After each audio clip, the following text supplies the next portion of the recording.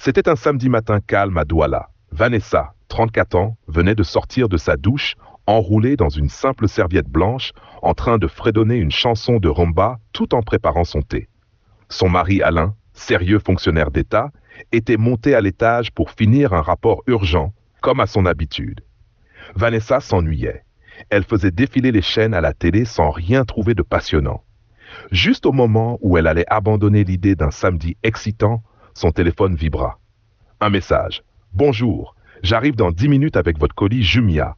Merci de préparer la réception. Elle leva les yeux au ciel. Encore un gadget inutile qu'Alain avait commandé. Elle alla vers la porte, un peu agacée, puis l'ouvrit. Devant elle se tenait un livreur pas comme les autres. Grand, musclé, bronzé, juste comme il faut, avec une barbe parfaitement taillée et un regard chocolat qui aurait fait rougir n'importe qui.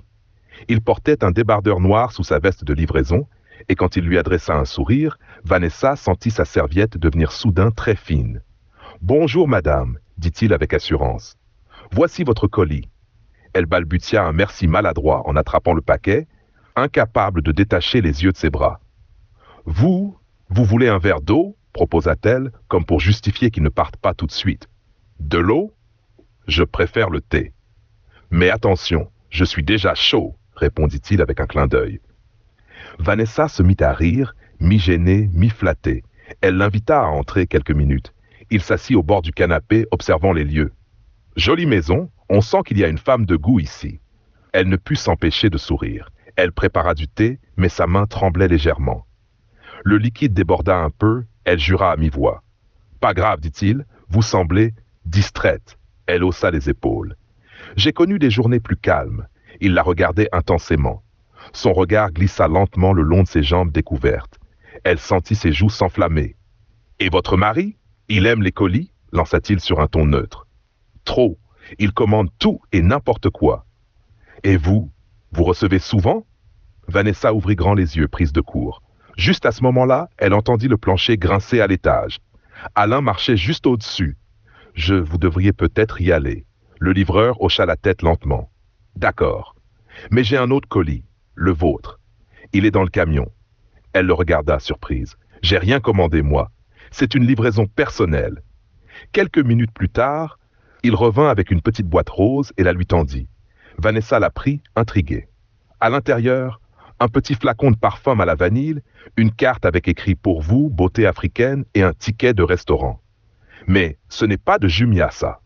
C'est moi. J'avais pas prévu ça. Mais quand je vous ai vu, j'ai eu envie. Vous êtes marié, je respecte. Mais si un jour vous avez besoin de parler, de rire, de respirer, appelez-moi.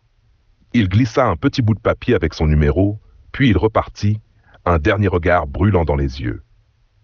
Le soir, à table, Alain parlait de ses tableaux Excel. Vanessa hochait la tête distraitement, mais dans sa tête, c'était la voix de David qu'elle entendait. Le parfum vanille restait accroché à sa peau. Chaque jour qui suivit, elle guetta la sonnette. Ce n'était jamais lui.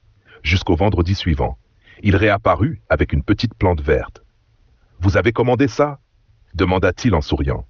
« Non. »« Peut-être que l'univers, oui. » Ils rirent ensemble, complices. Il entra. Elle dit d'une voix douce, « Mon mari est à Yaoundé pour 2 jours. » Il la fixa quelques secondes, puis s'approcha. « Tu veux une livraison spéciale ?» Leur baiser éclata comme une évidence. Sa serviette glissa au sol sans qu'elle ne s'en rende compte. Ils s'embrassèrent entre les coussins du salon, dans une chaleur électrique, quand soudain, l'alarme de la maison se déclencha. Vanessa se redressa. Le portail venait de s'ouvrir. Alain était de retour. « Cache-toi » cria-t-elle en chuchotant. David sauta derrière le canapé à moitié habillé. Alain entra, surpris. « Chérie, j'ai oublié mon chargeur. Je repars dans 1 heure. » Vanessa souriait, tremblante. « Je faisais le ménage. » Quelques minutes plus tard, le mari repartit. David ressortit de derrière le canapé en sueur. « Livraison retardée, mais pas annulée, dit-il avec un clin d'œil. Elle lui colla un doigt sur les lèvres en souriant. « Je garde ton numéro. » Et depuis ce jour-là, Vanessa a toujours ce parfum vanille dans l'air, et un frisson à chaque fois que la sonnette retentit.